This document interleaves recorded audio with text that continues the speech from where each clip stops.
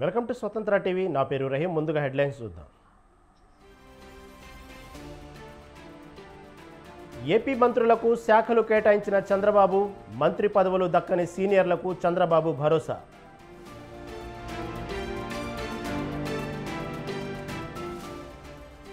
మళ్లీ ప్రజల విశ్వాసాన్ని పొందుతామన్న జగన్, ప్రతి ఒక్కరికి అందుబాటులో ఉంటానన్న వైసీపీ అధినేత.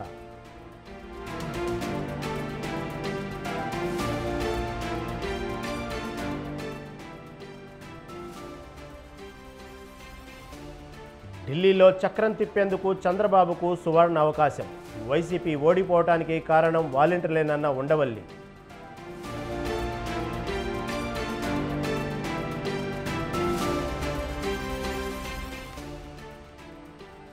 యడియూరప్పకు హైకోర్టులో ఊరట.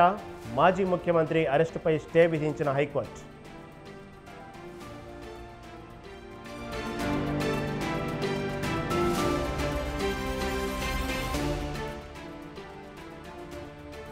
కేజ్రీవాల్ పిటిషన్పై విచారణ వాయిదా. ఈ నెల 19కి వాయిదా వేసిన ఢిల్లీ కోర్టు.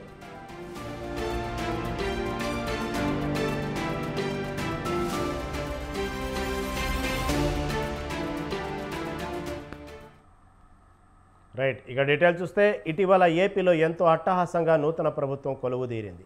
ప్రమాణ స్వీకార కార్యక్రమానికి ప్రధాని మోదీ ముఖ్య అతిథిగా హాజరు కాగా జాతీయ ముఖ్య నాయకులు పాల్గొన్నారు. అనంతరం చంద్రబాబు 4వసారి సీఎంగా 24 మంది మంత్రులుగా ప్రమాణ స్వీకారం చేశారు. కొలువైన మంత్రివర్గంలో ఎవరికి ఏ శాఖ కేటాయిస్తారన్న ఉత్కంఠ ప్రజల్లో నెలకొంది. దీనికి తెరదించుతూ చంద్రబాబు శాఖల కేటాయింపుపై కీలక నిర్ణయం తీసుకున్నారు. ఎవరు ఊహించని విధంగా శాఖలు కేటాయించారు.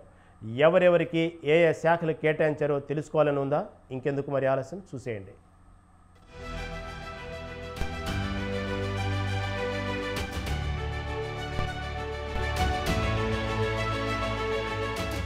ఏపీలో నూతనంగా కొలువైన మంత్రివర్గంలో ఎవరికి ఏ శాఖలనే ఉత్కంఠపై ఎట్టకేలకు తెరపడింది. ఎట్టకేలకు సీఎం చంద్రబాబు కేటాయింపులు చేశారు. ఇందులో జనసేన అధినేత పవన్ కళ్యాణ్, లోకేష్ లకు కీలక శాఖలు కేటాయించారు. పవన్ కళ్యాణ్ కు డిప్యూటీ సీఎంతో పాటు పంచాయతీరాజ్, గ్రామీణాభివృద్ధి, గ్రామీణ తాగునీటి సరఫరా, పర్యావరణం, అటవీ, సైన్స్ అండ్ టెక్నాలజీ శాఖలు కేటాయించారు. లోకేష్ కు ఈసారి విద్యాశాఖతో పాటు ఐటీ, ఎలక్ట్రానిక్స్ అండ్ కమ్యూనికేషన్స్ శాఖలు అప్పగించారు. చంద్రబాబు తన నివాసంలో శాఖల కేటాయింపుపై సుదీర్ఘ కసరత్తు చేసి శాఖల వ్యవహారాన్ని ఓ కొలిక్కి తెచ్చారు. టీడీపీ ప్రభుత్వ చరిత్రలో తొలిసారిగా ఎస్సీ, మాదిగ సామాజిక వర్గానికి చెందిన మహిళా నేత వంగలపూడి అనితకు కీలకమైన హోంశాఖ బాధ్యతలు అప్పగించారు.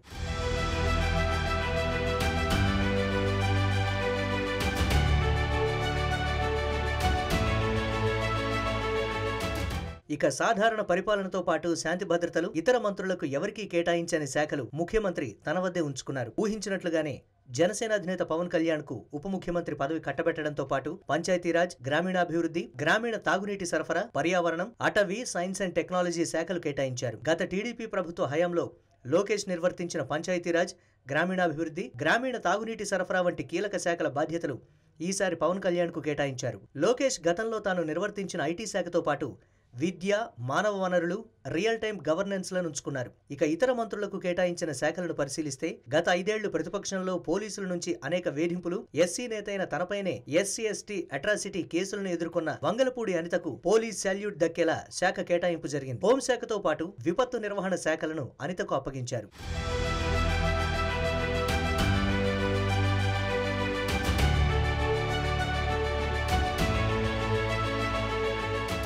ఇక సీనియర్ నేత అచ్చెన్నాయుడుకు వ్యవసాయం, సహకార, మార్కెటింగ్, పశు సంవర్ధక శాఖలను కేటాయించారు. గత తెలుగుదేశం ప్రభుత్వ హయాంలో యనమల రామకృష్ణుడు నిర్వర్తించిన ఆర్థిక, ప్రణాళిక, వాణిజ్య పన్నుల శాఖతో పాటు శాసనసభ వ్యవహారాల బాధ్యతలను పయ్యావుల కేశవ్కు అప్పగించారు. కొల్లు రవీంద్రకు గనులు, జియాలజీ, ఎక్సైజ్ శాఖల బాధ్యతలు ఇచ్చారు. నాదెండ్ల మనోహర్ కు ఆహార, పౌర సరఫరాల శాఖను కేటాయించారు. గత తెలుగుదేశం ప్రభుత్వంలో తాను నిర్వర్తించిన మున్సిపల్, పట్టణాభివృద్ధి శాఖలను ఈసారి కూడా పొంగూరు నారాయణ కొనసాగించనున్నారు. అమరావతి నిర్మాణంతో పాటు రాజధాని వ్యవహారంపై నారాయణకు పూర్తి స్థాయి పట్టు ఉన్నందునే ఆయనకు అవే శాఖలను తిరిగి కట్టబెట్టారు. కొత్తగా మంత్రివర్గంలో చోటు దక్కించుకున్న నిమ్మల రామానాయుడుకు జలవనరుల అభివృద్ధి శాఖను కేటాయించారు. పోలవరం పూర్తే లక్ష్యంగా పెట్టుకున్న చంద్రబాబు సర్కార్ ఉమ్మడి జిల్లా ప్రాతిపదికన అదే ప్రాంతానికి చెందిన రామానాయుడుకు ఈ బాధ్యతలు అప్పగించారు.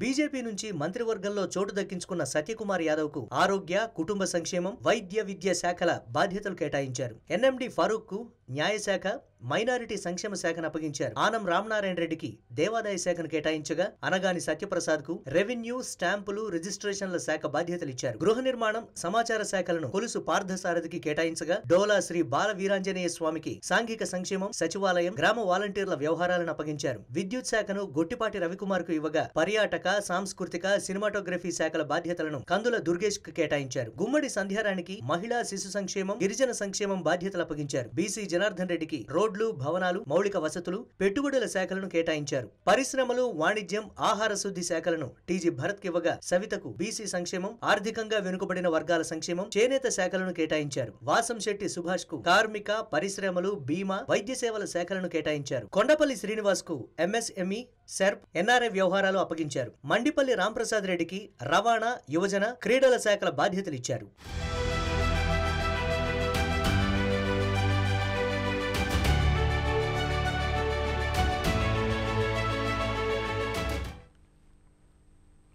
ఎన్నికల ఫలితాలు శకుని పాచికలు మాదిరిగా వచ్చాయని అన్నారు వైసీపీ అధినేత వైఎస్ జగన్.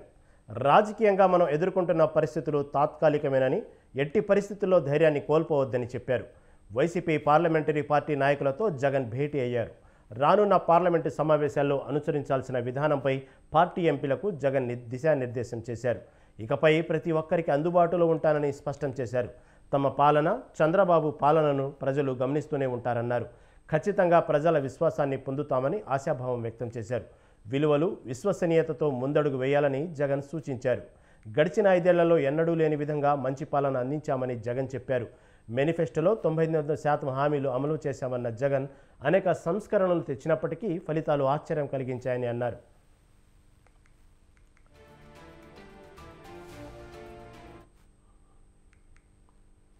వైసీపీ ప్రతిపక్ష పాత్రపైన మాజీ ఎంపీ ఉండవల్లి అరుణ్ కుమార్ కీలక వ్యాఖ్యలు చేశారు.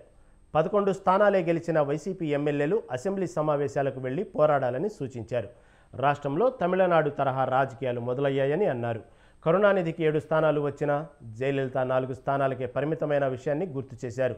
వైసీపీ ప్రతిపక్ష పాత్ర సమర్థవంతంగా పోషిస్తే అలాంటి అవకాశం దక్కే ఛాన్స్ ఉంటుందని అభిప్రాయపడ్డారు. ఢిల్లీలో చక్రం తిప్పే అవకాశం చంద్రబాబుకు వచ్చిందన్నారు. ఆంధ్రప్రదేశ్ ఫలితాలతోనే కేంద్రంలో మోదీ ప్రభుత్వం అధికారంలోకి వచ్చిందని చెప్పారు. బీజేపీ పొత్తు లేకపోయినా రాష్ట్రానికి వచ్చే నష్టం ఏమీ ఉండదని అభిప్రాయం వ్యక్తం చేశారు. మోడీ అనేటువంటి ఒక పెద్ద ఏనుక్కి అంకుశం పట్టుకునేటువంటి అవకాశం చంద్రబాబు నాయుడుకి వచ్చింది. అంకుశమేమో నితీష్ కుమార్, చంద్రబాబు నాయుడు మావటి. జాగ్రత్తగా దాన్ని వాడండి. నితీష్ కుమార్ కూడా ఏం మాట్లాడ్డాడు. నితీష్ కుమార్ డెఫినెట్గా ఆయన స్టేట్ ఇంట్రెస్ట్ని బట్టి స్టేట్లో ఆయన మైనస్లోకి వచ్చే ప్రమాదంలో ఉన్నాడు కాబట్టి దాన్ని బట్టి పోతాడు ఆయన. మీరు చంద్రబాబు నాయుడు గారికి ఇంత అవకాశం వచ్చింది, నేను ఇది పెట్టినటువంటి ఏకైక కారణం చంద్రబాబు నాయుడు గారు ఆయన్ని కరెక్ట్గా వాడుకోవాలని. పవన్ కళ్యాణ్ గారు ఏదైతే ఆంధీ ఉన్నాడో ఆ ఆంధీ మళ్ళీ చిన్న తుఫాను, పవను, గాలి కింద అయిపోకుండా నిలబెట్టుకుని పార్టీ మెయిన్ జగన్మోహన్ రెడ్డికి కూడా అనేక సార్లు చెప్పాను నేను, అట్లీస్ట్ ఈ 5 ఇయర్స్లో పార్టీ బిల్డప్ చేసేటువంటిది ఇవ్వండి. నెక్స్ట్ స్పోక్స్ మెన్లు పెట్టండి. స్పోక్స్ మెన్లు పెట్టి ట్రైనింగ్ ఇవ్వండి. వాళ్ళు వచ్చి ఏం మాట్లాడుతున్నారు? బూతులా? లోక్సభ ఇక్కడ శాసనసభలోనూ బూతులే మాట్లాడుకుంటారు, ప్రెస్ మీట్లోనూ బూతులే మాట్లాడుకుంటారు. ఏం గౌరవంగా మాట్లాడుకోండి. ఇది ఏమన్నా సరిహద్దు గొడవలా? కొంచెం గౌరవంగా మాట్లాడడం, వాళ్ళ దానికి ట్రైనింగ్ ఇవ్వటం, అసలు ఎందుకు ఓడిపోయారన్న దాని మీద ఒక మీటింగ్ పెట్టుకోవటం, ఇవన్నీ చేయండి. ఇదేమి ఎండ్ కాదు. ఇది ఈసారి మారటం అనేది చాలా మంచిగా మారింది. ఎందుకు కారణం ఏంటంటే అక్కడ బీజేపీ అనేటువంటి కేంద్రం ఏదైతే మనల్ని సవత్తల్లి ప్రేమ చూపిస్తుందో కరెక్ట్గా కంట్రోల్ చేయడానికి డెఫినెట్గా జగన్ కన్నా చంద్రబాబు నాయుడు గారు బెటర్. మోడీ అనేటువంటి ఒక పెద్ద ఎమ్మెల్యే గోరంట్ల బుచ్చయ్య కీలక వ్యాఖ్యలు చేశారు.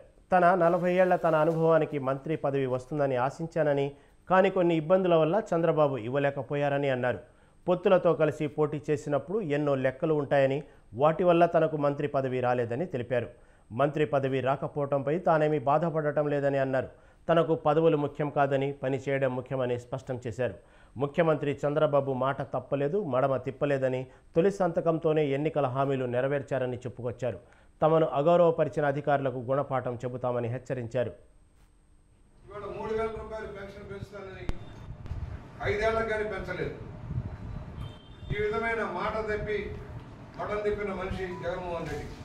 దానికి భిన్నంగా ఇవాళ ఎన్డీఏ ప్రభుత్వం రాష్ట్రంలో అధికారంలోకి వచ్చింది. చంద్రబాబు నాయుడు గారి నాయకత్వంలో పవన్ కళ్యాణ్ గారు, మోడీ గారి సారథ్యంలో ఈ ప్రభుత్వం ఏర్పాటైంది.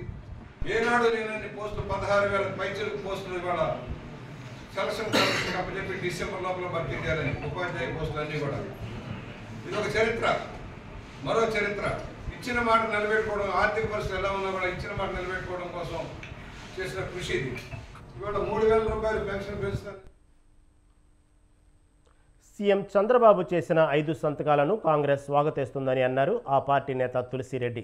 ఉపాధ్యాయ పోస్టులతో సహా 2,50,000 రాష్ట్ర ప్రభుత్వ ఉద్యోగాలు ఖాళీగా ఉన్నాయని, ప్రస్తుతం 16,347 రాష్ట్ర ప్రభుత్వ ఉపాధ్యాయ పోస్టుల భర్తీకి సంబంధించి డిఎస్సి నిర్వహణకు సంతకం చేయడం జరిగిందని చెప్పుకొచ్చారు. ఇంకా 2,34,000 ఉద్యోగాలు ఖాళీగా ఉన్నాయని, వాటిని కూడా భర్తీ చేయాలని డిమాండ్ చేశారు. అలాగే సామాజిక పింఛన్లకు నెలకు 4,000 పెంచుతూ సంతకం చేయడం హర్షణీయమని తెలిపారు.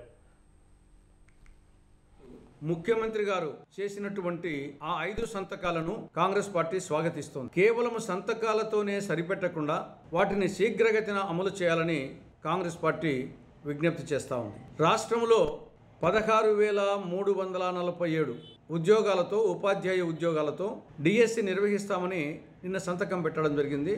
దాన్ని స్వాగతిస్తున్నాం. కానీ ఇంకా 2,33,000 రాష్ట్ర ప్రభుత్వ ఉద్యోగాలు ఖాళీగా ఉంటాయి. వాటిని కూడా భర్తీ చేసేటందుకు శీఘ్రగతిన చర్యలు చేపట్టాలని కాంగ్రెస్ పార్టీ కోరుతా ఉంది. సామాజిక పెన్షన్లను 3,000 రూపాయల నుండి 4,000 రూపాయలకు పెంచుతూ చేసిన సంతకాన్ని కూడా కాంగ్రెస్ పార్టీ స్వాగతిస్తోంది.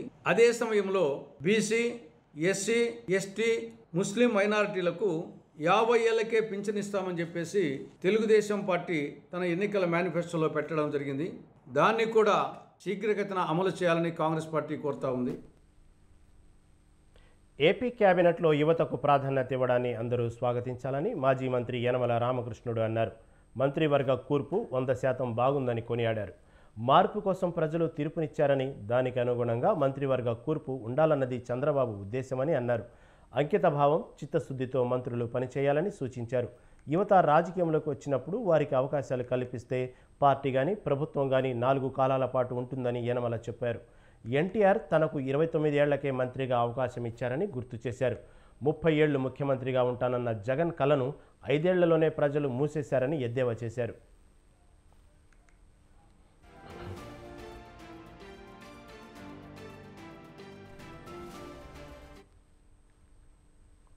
మాజీ మంత్రి బీఆర్ఎస్ వర్కింగ్ ప్రెసిడెంట్ కేటీఆర్కు తెలంగాణ హైకోర్టు నోటీసులు జారీ చేసింది. కేటీఆర్ ఎన్నికల అఫిడవిట్లపై కాంగ్రెస్ నాయకుడు కేకే మహేందర్ రెడ్డి, లగిశెట్టి శ్రీనివాసులు హైకోర్టులో పిటిషన్లు దాఖలు చేశారు. ఎన్నికల అఫిడవిట్లలో కేటీఆర్ తప్పుడు సమాచారం ఇచ్చారని ఆ పిటిషన్లలో పేర్కొన్నారు. వీటిపై విచారణ చేపట్టిన జస్టిస్ నామవరపు రాజేశ్వరరావు కేటీఆర్ రాష్ట్ర ఎన్నికల ప్రధానాధికారి, సిరిసిల్ల రిటర్నింగ్ ఆఫీసర్కు నోటీసులు జారీ చేశారు. 4 వారాల్లో కౌంటరు దాఖలు చేయాలని ఆదేశించారు.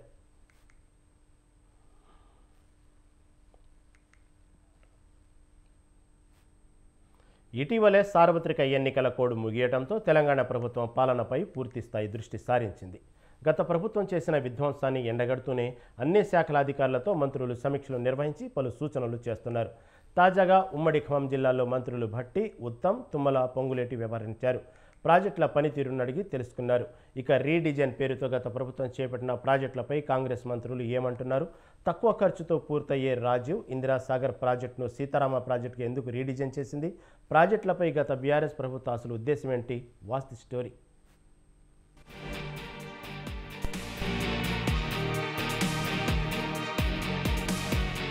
ప్రాజెక్టుల రీడిజైన్ పేరుతో గత బీఆర్ఎస్ ప్రభుత్వ పాలనలో ప్రజాధనం దోపిడీ జరిగిందని తెలంగాణ మంత్రులు ఫైర్ అయ్యారు. అంతకుముందు డిప్యూటీ సీఎం భట్టి, ఉత్తమ్, తుమ్మల, పొంగులేటిలు భద్రాద్రి కొత్తగూడెం జిల్లా అమ్మగారిపల్లి వద్ద ఉన్న సీతారామ హెడ్ రెగ్యులేటరీ పనులను వ్యూ పాయింట్ వద్ద ఏర్పాటు చేసిన ఫోటో ఎగ్జిబిషన్ను తిలకించారు.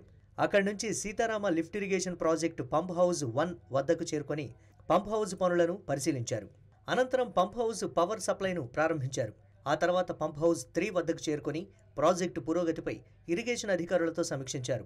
ఈ నేపథ్యంలోనే అధికారులు, మంత్రులకు పవర్ పాయింట్ ప్రజెంటేషన్ ద్వారా ఇప్పటి వరకు జరిగిన ప్రాజెక్టు పనులు, కొనసాగుతున్న కెనాల్స్ పనులు, భూసేకరణ, ప్రాజెక్టు పూర్తి కావడానికి కావాల్సిన నిధులు, ఎదురవుతున్న సమస్యలను వివరించారు.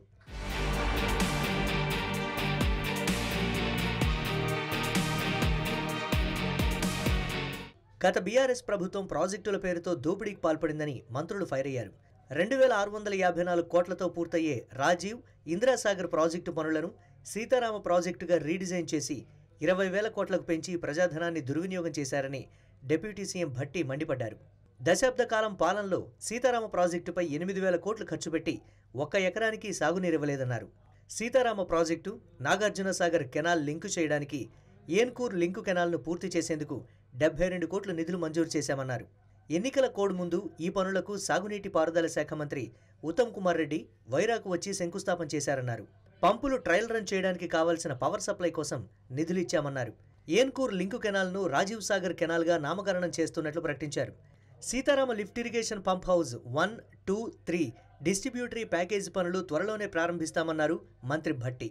కెనాల్ ఏదైతే ఉందో ఒక పార్ట్ ఉందో అది ఆనాడు రాజీవ్ సాగర్ గా ఆనాటి కాంగ్రెస్ ప్రభుత్వం మొదలుపెట్టినట్టు అలైన్మెంట్ భాగంగా ఈ కెనాల్ ఎల్ఎస్పీ కెనాల్లో కలుపుతూ ముందు మిగతా అప్పు వైరా చెరువు వరకు, అట్లాగే సత్పల్లి నియోజకవర్గంలో కల్లూరు, పెనుపల్లి, వేంచూరు పరిసర ప్రాంతాలకు కూడా నీళ్లు అందించినట్టుగా వెళ్లే కెనాల్ కాబట్టి దీన్ని రాజీవ్ కెనాల్ గానే పరిగణలో తీసుకొని వెంటనే పూర్తి చేసి నీళ్లు అందించే కార్యక్రమాన్ని చేపడుతున్నామని, దీనికి సంబంధించి టార్గెట్ ఆగస్టు 15 వరకు పూర్తి చేసి నీళ్లు అందించే కార్యక్రమాన్ని మేము క్యాలెండర్ ఫిక్స్ చేశాం. మాజీ సీఎం కేసీఆర్ అనాలోచిత నిర్ణయాలతో ఇరిగేషన్ సెక్టార్ను నాశనం చేశారని నీటిపారుదల శాఖ మంత్రి ఉత్తమ్ కుమార్ రెడ్డి విమర్శించారు. ప్రణాళిక లేకుండా అనాలోచితంగా తీసుకున్న నిర్ణయాలతో ఇరిగేషన్ శాఖకు తీరని నష్టం జరిగిందన్నారు. దీనివల్ల రాష్ట్రం కోలుకోలేని విధంగా నష్టపోయిందన్నారు. కాళేశ్వరం ప్రాజెక్టు నిర్మాణానికి 94,000 కోట్లు ఖర్చు చేయగా 93,000 ఎకరాల కొత్త ఆయకట్టుకు మాత్రమే సాగులోకి వచ్చిందన్నారు. పాలమూరు, రంగారెడ్డి ఎత్తిపోతల ప్రాజెక్టుకు 27,000 కోట్లు ఖర్చు చేసిన గత బీఆర్ఎస్ ప్రభుత్వం 1 ఎకరాన్ని కూడా కొత్త ఆయకట్టు తీసుకురాలేదన్నారు. సీతారామ లిఫ్ట్ ఇరిగేషన్ ప్రాజెక్టుకు 9,000 కోట్లు ఖర్చు చేసి 1 ఎకరం కొత్త ఆయకట్టుకు కూడా నీరివ్వలేదన్నారు. కొత్తగూడెం, పినపాక, భద్రాచలం నియోజకవర్గాలకు సీతారామ ప్రాజెక్టు ద్వారా సాగునీటిని అందించేందుకు తమ ప్రభుత్వం చర్యలు తీసుకుంటుందన్నారు. 2,000 కోట్లతో పూర్తయ్యే రాజీవ్ సాగర్, ఇందిరాసాగర్లను రీడిజైన్ చేసి 20,000 కోట్లకు గత ప్రభుత్వం పెంచడం వెనుక ప్రభుత్వ ధనాన్ని దోచుకోవడానికే అని విమర్శించారు. రీడిజైన్ పేరుతో తప్పుడు నిర్ణయం తీసుకుని రాష్ట్రానికి ఆర్థిక భారం మోపినప్పటికీ సీతారామ ప్రాజెక్టును పూర్తి చేయడానికి తమ ప్రభుత్వం కట్టుబడి ఉందన్నారు. ఆగస్టు 15 లోపల పూర్తి చేసి 1,20,000 ఎకరాలు నాగార్జున ఆయకట్ స్టెబిలైజేషన్ కోసం చేస్తున్నాము. అది రాజీవ్ కెనాల్ గా నామకరణం మరి చేసే ప్రపోజల్ క్యాబినెట్ కి పంపిస్తాం. అదేవిధంగా పంప్ హౌస్ 1 to 2, 2 to 3 దారి పొడవునా ఆయకట్టు పెంచడానికి డిస్ట్రిబ్యూటరీ ప్యాకేజ్ పనులు కూడా వెంటనే మొదలు పెడతామని చెప్పి నేను మనవి చేస్తూ, ఉమ్మడి ఖమ్మం జిల్లాలోని బీడు భూములను సస్యశ్యామలం చేసేందుకు చేపట్టిన సీతారామ ప్రాజెక్టు పనులు పూర్తయితే 10 లక్షల ఎకరాలకు సాగునీరు అందుతుందని మంత్రి తుమ్మల నాగేశ్వరరావు అన్నారు. 1997-98లో గోదావరి నదిపై నిర్మించతలపెట్టిన ఇందిరాసాగర్, రాజీవ్ సాగర్ ప్రాజెక్టులను రీడిజైన్ చేసి సీతారామ ప్రాజెక్టుగా అప్పటి ప్రభుత్వం నామకరణం చేసిందన్నారు. గత బీఆర్ఎస్ ప్రభుత్వం సాంకేతిక కారణాలు చూపుతూ రీడిజైన్ చేసిందన్నారు. అతి తక్కువ ఖర్చుతో పూర్తి చేయాల్సిన పనులను 20,000 కోట్లకు రీడిజైన్ చేసి రైతులకు 1 ఎకరానికి గత ప్రభుత్వం సాగునీరు అందించలేదన్నారు. ప్రస్తుతం జరుగుతున్న కెనాల్ పనులను పూర్తి చేసి లింక్ కెనాల్ ద్వారా నాగార్జున సాగర్ కెనాల్కు అనుసంధానం చేయడం వల్ల రైతులకు ప్రయోజనం కలుగుతుందన్నారు. హెడ్ వర్క్స్ ద్వారా కొత్తగూడెం నియోజకవర్గానికి కూడా సాగునీరు అందించే వీలు కలుగుతుందన్నారు. సత్తుపల్లి, జూలూరుపాడు ప్రాంతాలలో ఉన్న పనులు పూర్తయితే గోదావరి జలాలు రైతులకు అందుతాయన్నారు. ప్రగళ్లపల్లి లిఫ్ట్ ఇరిగేషన్ను పూర్తి చేస్తే దుమ్ముగూడెం, భద్రాచలం రైతులకు సాగునీరు అందుతుందన్నారు. నా కోరిక గోదావరి జలాలు ఖమ్మంలో 10 లక్షల ఎకరాలకు రావాలని, 7 లక్షల ఎకరాలు సుమారు కొత్త ఆయకట్టు, 3 లక్షల దగ్గరగా 2.5 లక్షల ఎకరాలు సాగర్ ఆయకట్టుకి, అది స్టెబిలైజేషన్ మాత్రమే. కాబట్టి భద్రాచలం ఏరియాకి ప్రగళ్లపల్లి అని ఒక లిఫ్ట్ ఇరిగేషన్ ఉంది, అది ఒక్కటి పెడితే దుమ్మగూడెంలో 30,000 ఎకరాలకి నీళ్లు వచ్చే అవకాశం ఉంది.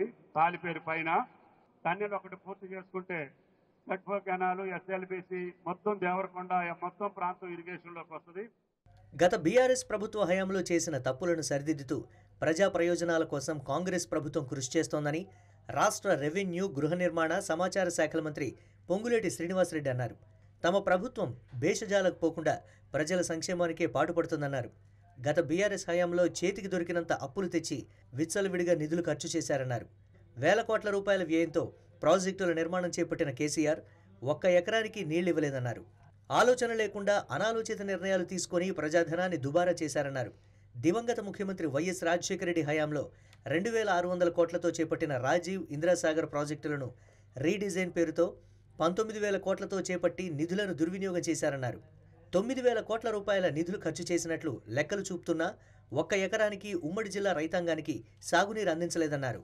సీతారామ ప్రాజెక్టు ద్వారా ఉమ్మడి జిల్లా రైతులకు సాగునీటిని అందించేందుకు కాంగ్రెస్ ప్రభుత్వం కృషి చేస్తుందన్నారు మంత్రి పొంగులేటి.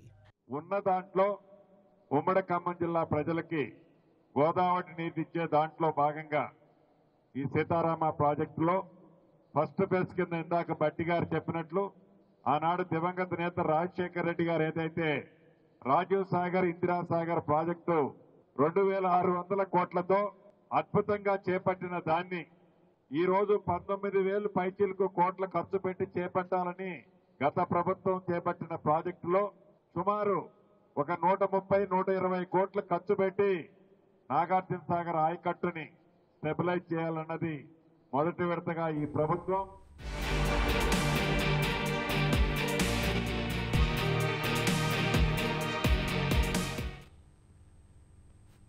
బీజేపీ నేత రఘునందన్ రావు మరోసారి కీలక వ్యాఖ్యలు చేశారు. తాను ఎన్నికల్లో గెలిస్తే 100 కోట్లు ఖర్చు చేస్తానని మెదక్ బీఆర్ఎస్ అభ్యర్థి వెంకటరామిరెడ్డి చెప్పారని, ఆ డబ్బులు ఎక్కడివో చెప్పాలని డిమాండ్ చేశారు. ఎన్నికల్లో ఖర్చు పెట్టిన వివరాలను ప్రకటించాలని డిమాండ్ చేశారు.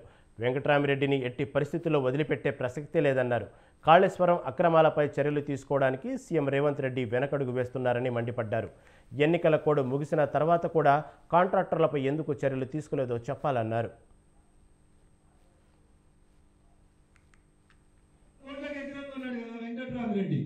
చెప్పినావు కదా రేవంత్ రెడ్డి, దాంట్లో కేసీఆర్ కు వాట ఉందని. మరి ఎందుకు ఆ భూములను తిరిగి తీసుకుంటారు? మీకు కూడా ఏమైనా వాటా ఇచ్చిరా? పొంగులేటి శ్రీనివాస్ రెడ్డి గారు ఏమైనా సెటిల్మెంట్ చేసిరా? ఆ భూములను ఇంకా తీసుకుంటామన్నావు కదా, చాలా మాట్లాడినావు కదా. ఏది కేటీఆర్ ఫామ్ హౌస్ ఏది? ఎందుకు వస్తలేదు? పోయినా కదా డ్రోన్ కెమెరాలు ఎగిరేసినావు కదా రేవంత్ రెడ్డి. ఎందుకు వెనక తీసుకుంటున్నాం చల్లవాడ ఫామ్ హౌస్? ఎవరు లేడు అడిగేటోని సిద్దిపేటకి వెళ్ళి పంపించారు. బరాబర్ అడుగుతాం, కేసీఆర్ అడిగినాం, హరీష్ రావు అడిగినాం. రేపు రేవంత్ రెడ్డిని కూడా ఇట్లా తప్పులు చేసుకుంటా ముందుకు పోతే బరాబరి కార్నర్ చేస్తాం. ప్రజల పక్షాన నిలబడతాం, ప్రజల గొంతుకగా నిలబడతాం. పేదవాడిని కష్టం వస్తే కాషాయం జెండా అంటా ఉంటుందని చెప్పి బరాబరి చెప్తామని చెప్పి ఈ సందర్భంగా తెలియజేస్తూ తెలంగాణలో కాంగ్రెస్ ప్రభుత్వం వచ్చి 6 నెలలు గడిచినా వృద్ధాప్య పెన్షన్లను 4,000కే పెంచలేదని బీజేపీ ఎమ్మెల్యే ఏలేటి మహేశ్వర్ రెడ్డి అన్నారు. కాంగ్రెస్ ప్రభుత్వం ఇచ్చిన హామీలను అమలు చేయడం లేదని మండిపడ్డారు. పెన్షన్ కోసం తీసుకున్న దరఖాస్తులను ఏం చేశారో తెలియదని ఎద్దేవా చేశారు. కేసీఆర్ పేరు ఉందనే నెపంతో పాఠ్యపుస్తకాలను వెనక్కి తీసుకోవడం వల్ల ప్రభుత్వం ధనం దుర్వినియోగం అవుతుందన్నారు. పుస్తకాలను యథావిధిగా పంపిణీ చేయాలని డిమాండ్ చేశారు. అంతేకాకుండా 1వ తరగతి నుంచి 10వ తరగతి వరకు పంపిణీ చేసినటువంటి పుస్తకాలు కేవలం కేసీఆర్ పేరు ఉందనో కేసీఆర్ బొమ్మ ఉందనో పంపిణీ చేసిన 2 రోజుల తర్వాత పుస్తకాలను వాపసు తీసుకొని కొత్తగా ప్రింట్ చేసే ప్రయత్నం చేయడం చాలా బాధాకరం. ఇది రాష్ట్రం మీద పెను భారం మోపబోతుందన్న సంగతి నేను తెలియజేస్తా ఉన్నాను. ప్రభుత్వ ధనాన్ని దుర్వినియోగం చేసేటువంటి అధికారం మీకు లేదు. మరి 6 నెలల నుంచి బ్లూ ప్రింట్ ఇచ్చింది మీరు. అధికారం నిర్లక్ష్యం వల్ల అక్కడ కేసీఆర్ బొమ్మ వచ్చిందో కేసీఆర్ పేరు వస్తుందో మీరు పుస్తకాలను వాపసు తీసుకొని మళ్ళీ కొత్తగా ప్రింట్ చేయించాల్సినటువంటి అవసరం ఏమున్నదని చెప్పి ప్రశ్నిస్తాం. ఒకవేళ మీరు ఆ పుస్తకాలని జరిగిన తప్పిదం వెనుక ఉన్నటువంటి అధికారులను బాధ్యులు చేయాలా, దాని మీద విచారణ జరిపించాలా తప్ప ఈ రోజు జరిగిన దానికి పుస్తకాలన్నీ కూడా వాపసు తీసుకొని ప్రభుత్వం మీద పెను భారం మోపడం ఇది మంచి పద్ధతి కాదు. ఏ పేజీ మీద అయితే మీరు కేసీఆర్ గారి పేరున్నదో బొమ్మ ఉన్నదో దాని వెనకాల మీరు చూసినట్లయితే జాతీయ గీతం ఉన్నది, ప్లెడ్జ్ ఉన్నదని చెప్పేసి మాకు సమాచారం వచ్చింది. మరి అలాంటి ప్లెడ్జ్ను కానీ అలాంటి జాతీయ గీతాన్ని కూడా మీరు చింపడం అంటే ఇది దేశాన్ని అవమానపరచడమే, రాజ్యాంగాన్ని అవమానపరచడమే. కాబట్టి ఆ పుస్తకాలను యాజ్ ఇట్ ఈస్ గా పంపిణీ చేసి జరిగిన తప్పిదానికి అధికారులు ఎవరైతే ఉన్నారో వాళ్ళని బాధ్యులు చేసి విచారణ జరిపించాలి తప్ప ఈ రకంగా పుస్తకాలను వాపసు తీసుకునే పద్ధతి మంచిది కాదు. ఇదే మన పక్క రాష్ట్రంలో పాత ముఖ్యమంత్రి గారి బొమ్మ ఉన్నా కూడా అక్కడ పుస్తకాలను యాజ్ ఇట్ ఈస్ గా పంపిణీ చేసిన సంగతి కూడా నేను గుర్తు చేస్తాను. మాజీ మంత్రి సబితా ఇంద్రారెడ్డి విమర్శలు కరెక్ట్ కాదని పరిగి ఎమ్మెల్యే రామ్మోహన్ రెడ్డి ఫైర్ అయ్యారు. బీఆర్ఎస్ పార్టీ చౌకబారు రాజకీయాలు చేస్తుందని మండిపడ్డారు. పాఠ్య పుస్తకాలలో కేసీఆర్ ఫోటో ఉంది, అది తీయమని ప్రిన్సిపల్ సెక్రటరీ బుర్రా వెంకటేశంకు ఫిర్యాదు చేశానని తెలిపారు. ముందు మాటలో ఆ పేజీ తొలగించి పంపించమని చెప్పామన్నారు. ఎస్సీఆర్టీ ఉద్యోగుల తప్పిదం వలన ఇలా జరిగిందని బాధ్యులైన వారిపైన చర్యలు తీసుకోవాలని కోరామన్నారు. సంబంధిత అధికారులకు నోటీసులు కూడా ఇచ్చారన్నారు. ప్రజాధనం ఎక్కడా దుర్వినియోగం కాలేదని తేల్చి చెప్పారు. తెలంగాణ వ్యాప్తంగా ఆదర్శ పాఠశాలలో మొదటిసారిగా పాఠ్యపుస్తకాలతో పాటు నోట్బుక్స్ సీఎం రేవంత్ రెడ్డి ఆధ్వర్యంలో పంపిణీ చేస్తున్నామన్నారు. తెలంగాణ రాష్ట్ర వ్యాప్తంగా అమ్మ ఆదర్శ పాఠశాలల పథకంలో భాగంగా టెక్స్ట్ పుస్తకాలతో పాటు నోట్ బుక్స్ కూడా ఇవ్వడం అన్నది గౌరవ ముఖ్యమంత్రి రేవంత్ రెడ్డి గారు వచ్చిన తర్వాతనే ప్రభుత్వం ప్రారంభించింది. ప్రతి పాఠశాలలో అక్కడ ఉన్నటువంటి విద్యార్థుల యొక్క సంఖ్యను బట్టి 2 లక్షల నుంచి 30 లక్షల వరకు కూడా, ఉదాహరణకు మా పరిగి నియోజకవర్గంలో నేను అన్ని మండలాల్లో కూడా పర్యటించాను. అన్ని పాఠశాలలు కూడా ఈ పథకాన్ని విద్యార్థులకు టెక్స్ట్ బుక్స్ తో పాటు నోట్ బుక్స్ కూడా మొట్టమొదటిసారిగా ఇవ్వడం అనేది జరిగింది. నేను అక్కడ గమనించినాను. అక్కడ ముందు మాట ఫస్ట్ పేజ్ ఓపెన్ చేయగానే గత ముఖ్యమంత్రి చంద్రశేఖరరావు గారి పేరు, అప్పటి మంత్రివర్యుల పేర్లు అవన్నీ కూడా దాంట్లో ఉన్నాయి. నేను వెంటనే కలెక్టర్ గారికి ఫోటో తీసి మా వికారాబాద్ కలెక్టర్ నారాయణ రెడ్డి గారికి, అదేవిధంగా నా 2 మండలాలు మహబూబ్నగర్కి వస్తాయి, మహబూబ్నగర్ కలెక్టర్ రవి గారికి కూడా పంపించి వెంటనే మీరు ఈ పేజీని తొలగించి మరొక పేజీతో మా ముఖ్యమంత్రి గారి సందేశంతో పెట్టాలని పెడితే వాళ్ళు ఇమీడియట్ రెస్పాండ్ అయ్యి తప్పకుండా దాన్ని చేస్తామని కూడా మాకు మెసేజ్ పెట్టడం జరిగింది. మొట్టమొదటిసారిగా తెలంగాణ 10 ఏళ్లలో ప్రపంచంలో ఎక్కడ లేని విధంగా గత బీఆర్ఎస్ పాలనలో అవినీతి జరిగిందని కాంగ్రెస్ నేత గజ్జల కాంతం అన్నారు.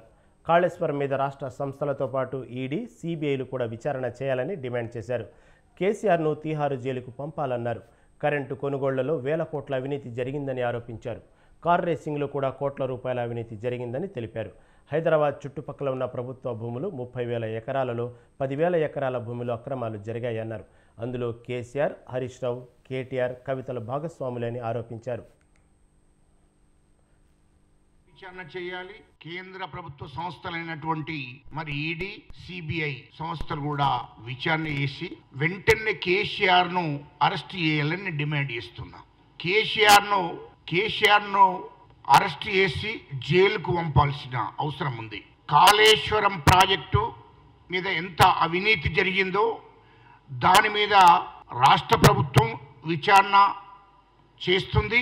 కేంద్ర ప్రభుత్వాన్ని కూడా మేము డిమాండ్ చేస్తున్నాం. మరి కేంద్ర ప్రభుత్వ సంస్థలైనటువంటి ఈడీ, సిబిఐ విచారణ చేసి కేసీఆర్ను తిహార్ జైలు. కేంద్రంలోని మోదీ ప్రభుత్వంపై కాంగ్రెస్ జాతీయ అధ్యక్షుడు మల్లికార్జున ఖర్గే కీలక వ్యాఖ్యలు చేశారు. కేంద్రంలో పొరపాటున ఎన్డీఏ ప్రభుత్వం ఏర్పాటైందని అన్నారు. కేంద్రంలోని బీజేపీకి సంపూర్ణ మెజార్టీ రాలేదని, మోదీది మైనార్టీ ప్రభుత్వం అని అన్నారు. మోదీ ప్రభుత్వం ఎప్పుడైనా పడిపోవచ్చని చెప్పారు. అయితే దేశానికి మేలు చేసేందుకు, దేశాన్ని పటిష్టం చేయడానికి తాము కలిసి పనిచేస్తామన్నారు. అయితే భారత ప్రధానికి ఏదైనా మంచి జరగకుండా ఉండటం అలవాటు అంటూ ఫైర్ అయ్యారు. अच्छा होने दो, देश मजबूत बनाने के लिए हम सब लोग मिलके काम करना चाहिए. लेकिन हमारे प्राइम मिनिस्टर की आदत ये है कि जो चीज ठीक से चलती है उसको चलने नहीं देते. लेकिन हमारे तरफ से हम पूरा देश को मजबूत करने के लिए. లైంగిక వేధింపుల కేసులో కర్ణాటక మాజీ సీఎం, బీజేపీ నేత బిఎస్ ఈడూరప్పకు కర్ణాటక హైకోర్టులో ఊరట లభించింది.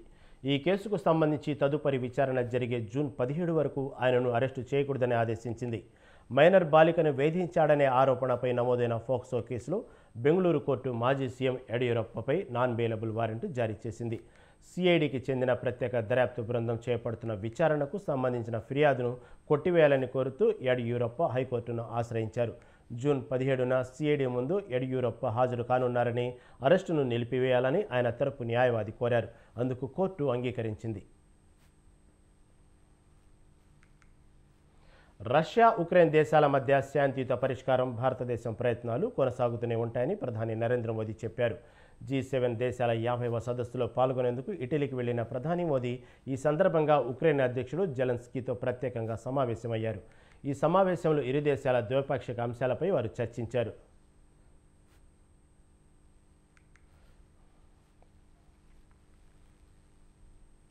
మంచు విష్ణు కళల ప్రాజెక్టుగా తెరకెక్కుతున్న చిత్రం కన్నప్ప టీజర్ విడుదలైంది.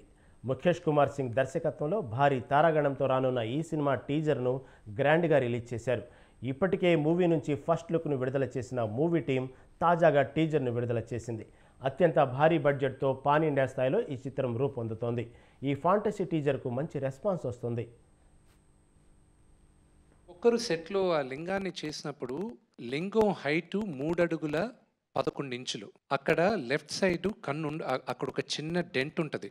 ఆ డెంట్ కన్నప్ప రెండో కన్ను పెట్టేటప్పుడు శివుడు ప్రత్యక్షమయ్యాడని నమ్ముతారు. అది ఈ రోజుటికి ఉంది. ఇంకోటి కూడా ఏంటంటే చాలా మందికి తెలియంది, లింగానికి ఇప్పుడు మన సినిమాలో చూపించే లింగానికి పానవట్టం లేదు.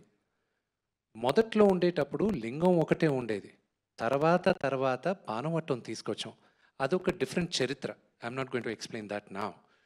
బట్ తిన్నడు కథ is against all the rules. దేవుడిని ఇలాగే పూజించాలి, ఇలాంటి కండిషన్ ఇది అన్న రూల్స్కి భిన్నంగా వీడు బిహేవ్ చేసినప్పటికీను దేవుడికి జింక మాంసం ఇచ్చాడు, నోటుతో నీళ్లు పోసాడు, వీడు డ్రెస్తో వీడు దేవుడిని తాకి తుడిచాడు. ఇవన్నీ చేసినప్పటికీను వీడు మనసు చాలా మంచిది కాబట్టే దీంట్లో పెద్ద లెసన్ ఉంది. కన్నప్ప ప్రతి ఒక్కరు సెట్లో ఆ లింగాన్ని చేసినప్పుడు లింగం హైటు 3 అడుగుల 10. ఇవి ఇప్పటి వరకు అప్డేట్స్. కీప్ వాచింగ్ స్వతంత్ర టీవీ.